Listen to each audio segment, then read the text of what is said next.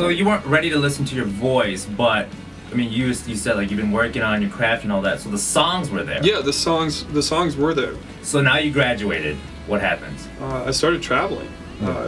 All those connections I had made in college, you know, those people were kind enough to meet with me in person, and you know, most of them were in LA. What kind of people? Who are these people? Other songwriters, producers, music licensors and publishers, people in the industry.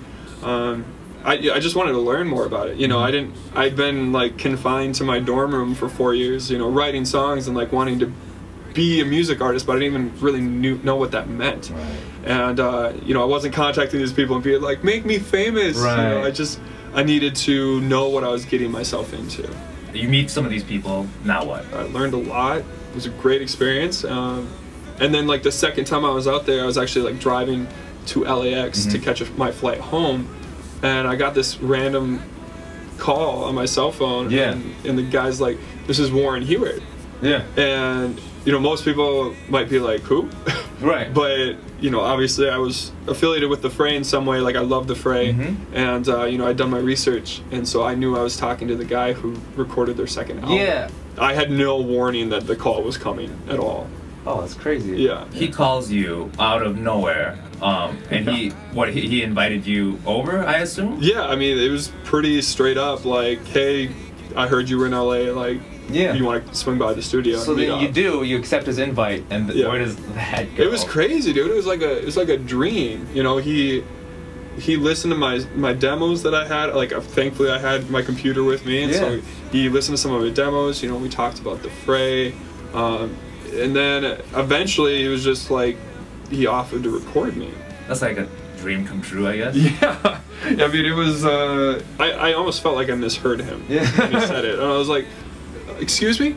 You know, and so like, yeah, it wasn't, we had talked for a while, but it was still very unexpected. Right. And very flattering, and, you know, I was honored. And then, you know, the budgeting of it came into play because, you know, he's very high in demand. For a good reason, and I was a broke college grad. So that's when modeling comes into play. Yeah, that was the first time I considered it. Yeah. You've never done anything like that? No, it was weird. I had been scouted for it like fresh out of high school, and at the time I was like, no, I'm gonna go to college, I'm gonna get my degree and whatnot. And then this same guy offered, like, again when I graduated college, and he was like, you know, if you went out to New York, you could possibly make a lot of money really quickly.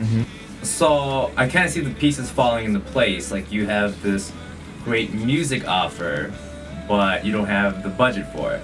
Yeah, and you know, I really loved being in Minnesota too. You know, my friends, my family. Like, I was born and raised here, but I also knew that I wanted to launch my record from like a really respected platform in the industry, and like I wanted to separate myself from the clutter, not just be another guy who, you know, made his own album and like released it to no one with no, you know, credits to it or anything like that. And so Warren, you know, like I couldn't pass that opportunity up.